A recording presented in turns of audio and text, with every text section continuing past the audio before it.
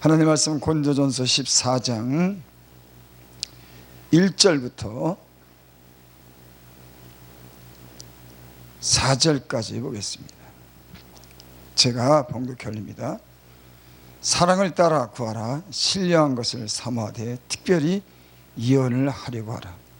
방언을 말하는 자는 사람에게 하지 아니하고 하나님께 하나니 이는 알아듣는 자가 없고 그 영으로 비밀을 말함이라. 그러나 예언하는 자는 사람에게 말하여 덕을 세우며 권면하며 아니하는 것이요 방언을 말하는 자는 자기 덕을 세우고 예언하는 자는 교회의 덕을 세우나니. 아멘. 제가 이 말씀을 묵상하다가 참 너무나 당연한 거지만은 새롭게 깨달은 게 있습니다. 요즘에 방언에 대해서 유튜브에 보면은 참 말이 참 많습니다. 방언은 그건 있는 것이다, 억지로 만든 것이다, 뭐 별의별 얘기가 다 나오죠.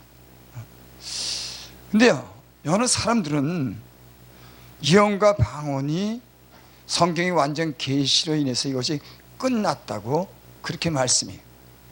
그래서 그분들이 고린도전서 13장 8절 9절 10절에 보면 사랑은 언제까지 떨어지지 아니하고 예언도 패하고 방언도 그치고 지식도 패하리라. 예언도 패하고 방언도 그치고 지식도 패하리라. 온전한 것이 올 때는 부분적으로 하던 것이 패하리라. 이렇게 이 말씀을 들어서 성경이 그 완전 계시를 통해서 앞으로 예언도 방언도 이제는 끝났다, 그렇게 말씀하시는 분들이 많습니다. 그러면 여러분, 제가 여러분들에게 묻겠어요. 고린도전서 14장에는 13장에 이어서 사도 바울이 14장에는 예언을 하려고 하라고 그렇게 말씀해요. 13장에 끝났다고 하면은 왜 사도 바울이 14장에 특별히 예언을 하려고 하라 그렇게 말씀합니까? 이거는 문맥상으로 보더라도 뭐 아무리 생각을 해봐도 성경의 어떤 그런 모든 그런 말씀이 다 완성됐기 때문에 앞으로는 은사가 앞으로는 다 필요가 없다고 말씀하시는 분들에게 저는 그렇게 한번 묻고 싶어요. 13장의 이 말씀과 14장에는 다시 예언에 대한 어떤 중요성, 방언을 말해야 될 것에 대해서 다시 언급합니다. 만약에 그들의 말들이라면 방언과 예언이 패해졌다고 하면 14장에 다시 언급할 필요가 없는 거예요. 여러분, 이 시대에도 하나님이 방언의 은사와 예언의 은사를 통해서 교회의 덕을 세우고 개인적으로 덕을 세우는 그런 우리 신앙의 그런 유익을 주시는 줄을 믿습니다. 14장 1절에 보면 사랑을 따라 구하라. 신령한 것을 사모하되 특별히 예언하려고 하라. 여기 신령한 것을 사모하라고 그렇게 말씀합니다. 신령한 것은 뭐 하나님 안에서, 예수님 안에서 많은 것들이 있지만 특별히 은사를 가리켜서 하시는 말씀입니다. 특별히 오늘 말씀에는 예언에 대해서 강조하고 있어요. 신령한 것을 사모하되, 사모라고 하는 것은 받으려고, 가지려고 간절한 마음으로 받고자 하는 이런 마음을 사모라고 하죠. 근데 또 특별히 예언하려고 하라 그렇게 말씀합니다. 특별이라고 하는 말은 강조돼서 더욱더 예언하려고 하라고 하는 그런 말씀이 여기 강조가 된 겁니다. 그러니까 당연히 우리 예수 믿는 사람들은 은사를 사모하고 특별히 예언하려고 하는 것은 당연한 겁니다. 또 교회가 이 예언을 통해서 주는 그런 영향력은 또 상당합니다. 어떤 교회나 개인에게 그 신앙을 바른 길을 가도록 하나님의 말씀을 통해서 그 영혼을 바로 세워주는 그런 말씀을 하기 때문에 예언은 특별히 우리 교회에 개인적으로 굉장히 중요한 것을 믿습니다. 여기 사랑을 따라 구하라고 하는 그런 말씀이 여기 있죠. 저는 이 말씀을 예사스럽게 그냥 읽었어요. 사랑하는 마음으로 이 은사를 구해야 되겠구나. 왜냐하면 많은 사람들이 은사를 통해서 자기 개인의 어떤 그 유익을 위해서, 욕심을 위해서 이 은사를 사용하기 때문에 아마 이런 말씀이 여기 기록됐나 보다, 저 그렇게 생각을 했습니다. 근데 다시 한번 생각해 보니까 이 말씀은 더 중요한 의미를 갖고 있는 것 같더라고요. 사랑을 따라 구하라. 우리가 이 은사를 받으려고 우리가 굉장히 사모하고 애씁니다. 어떻게 하면 방언을 받을 수 있을까? 어떻게 하면 능력 있는 그런 사역을 할 수 있을까? 능력을 받을까? 어떻게 하면 병 고치는, 어떻게 하면 지혜의 은사를, 이런 우리에게 사모하는 그런 마음이 있죠. 누구든지 예수님을 만난 사람들은 그 신령한 그 은사를 사모하는 겁니다.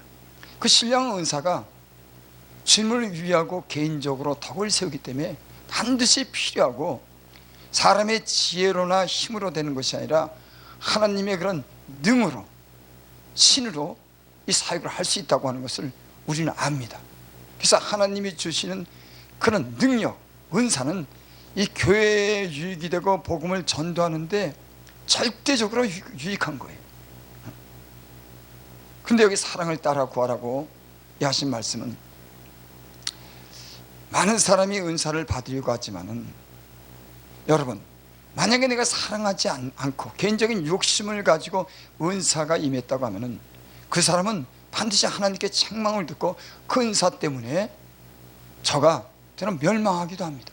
왜? 잘못 사용했기 때문에, 자기 욕심을 위해서 사용했기 때문에. 그러니까 사랑을 따라 구하라고 하는 것은 너무나 당연한 거예요. 그래서 제가 은사를 사모하는 사람들이 많은 은사를 사모하는데 받는 비결이 있더라고요. 그 은사를 받는 비결은 사모한다고 하는 그 이전에 내가 다른 사람을 위하고 다른 사람의 영혼의 구원을 위하고 사랑하는 순수한 그런 마음이 됐을 때, 여러분, 이런 그릇이 됐을 때 하나님도 주지 않겠습니까? 그러니까 사랑을 따라 구하라고 하는 말은 너무나 당연한 말이에요. 내가 내 어떤 그런 욕심이나 이익을 챙기기 위해서 이 사역을 사용한다면 잘못 사용되기 때문에 하나님은 우리에게 은사를 줄 때 이런 깨끗한 그릇으로 만드는 줄 믿습니다. 우리를 다듬어서 이런 은사를 주시는 줄 믿습니다. 그래서 많은 은사를 받고 하지 않은 사람들은 은사를 사모하는 것도 중요하지만 그 그릇을 깨끗하게 하고 다른 사람을 사랑하는, 교회를 사랑하는 마음이 있을 때 주님이 합당히 여겨서 그 은사를 주시는 줄을 믿습니다. 여기 또 2절에 보니까 방언을 말하는 자는 사람에게 하지 않고 하나님께 하나니 이는 알아듣는 자가 없고 그 영으로 비밀을 말합니다. 어느 사람은 그렇게 말합니다. 방언은 외국말이라고 그렇게 말해요.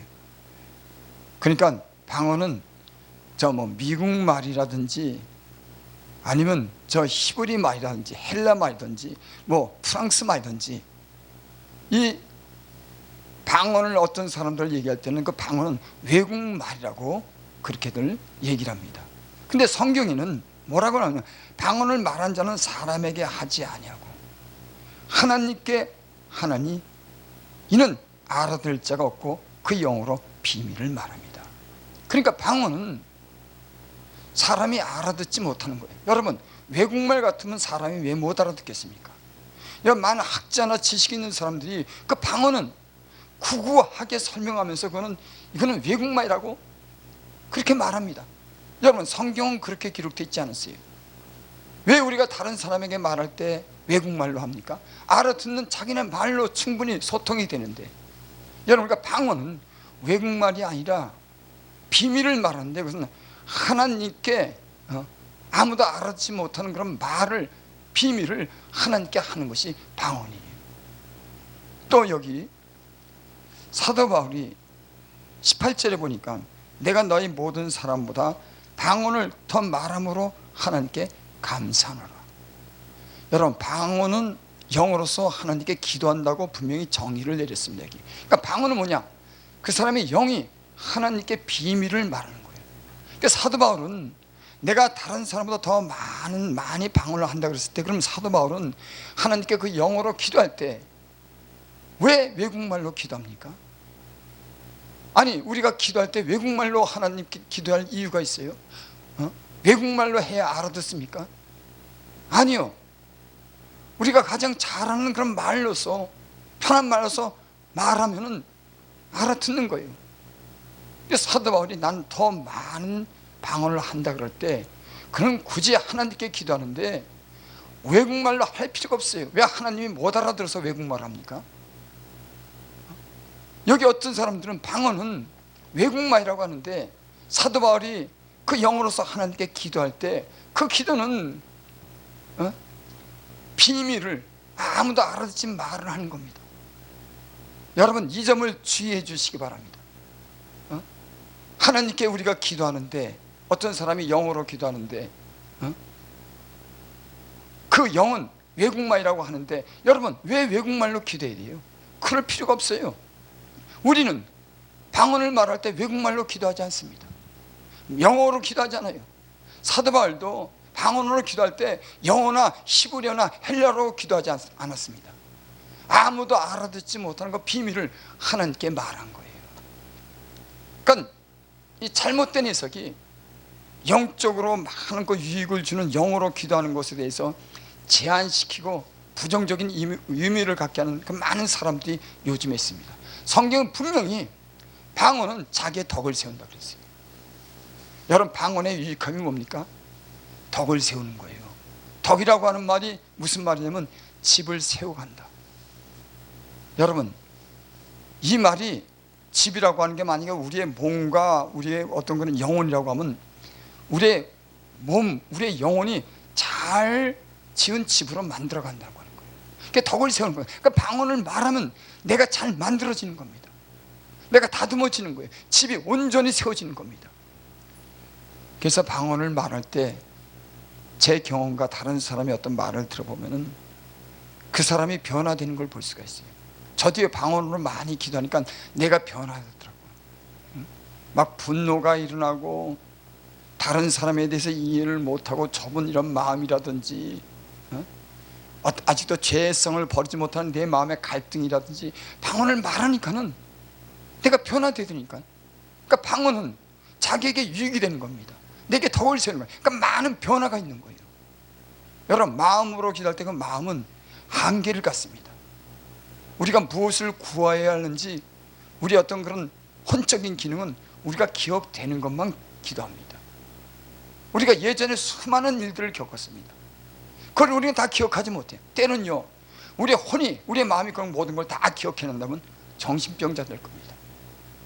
사람의 혼적인 기능이 자기가 태어날 때부터 지금까지 겪었던 모든 사랑과 모든 일들과 고통과 괴로움과 모든 일들을 내가 그걸 갖다가 늘 기억해내고 산다 그러면 인간은 그걸 수용할 만한 게 못 돼요. 정신병자가 되는 겁니다. 하나님은 우리를 그렇게 짓지 않았어요. 때론 괴로운 일도 우리가 기억하지 않고 있도록 그렇게 만들었습니다. 하지만 예전에 우리의 괴로운 일들은 우리의 영혼, 우리의 속사람은 그걸 아는 겁니다. 우리 혼은 그것을 때론 찾아내지 못하고 알지 못해도 우리 영은 우리의 모든 삶 속에서 있었던 고통과 괴로움과 죄악과 모든 일들을 기억해내는 그런 기능이 있는 거예요. 하나님이 사람을 지었을 때 하나님이 그 영을 인간에게 부어주죠. 그래서 인간은 하나님의 형상대로 창조됐다고 합니다. 그러니까 하나님은 하나님의 영에 의해서 그 생명이 되고 그 영을 받았기 때문에 그 하나님이 가지고 있는 그런 지식을 인간이 가질 수가 있는 거예요. 그것뿐만이 아닙니다.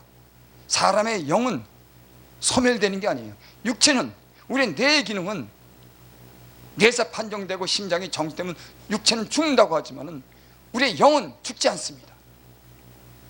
과학이나 의학은 우리가 육체가 죽었을 때 뇌사 기능, 뇌가 기능을 발휘할 때 죽었다고 하지만 하나님 안에서는 우리 뇌가 기능이 정지돼도 그 영은 사는 거예요.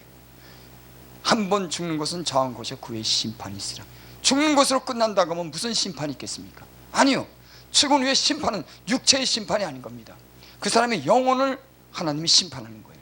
그 영혼은 굉장한 기능을 가지고 있습니다. 영혼이 살고 하나님에 대한 지식과 정보를 가지고 자기에 대한 정보를 수없이 갖고 있지만 그것을 다 알 수는 없어요. 표현될 수가 없어요. 하지만 기도할 때, 영으로 기도할 때 그 영의 기도는 하나님께 자기 모든 사정을 기도하는 줄을 믿습니다. 그래서 고린전서 2장 11절에 보면 사람의 사정을 사람 속에 있는 영에는 누가 알리요? 이와 같이 하나님의 사정도 하나님의 영에는 아무도 알지 못해요. 여러분, 하나님의 사정은 하나님의 영이 성령이 가장 잘 알아요. 그래서 성령을 받으면 하나님의 깊은 것을 압니다. 성령이 하나님의 사정을 아는 거예요.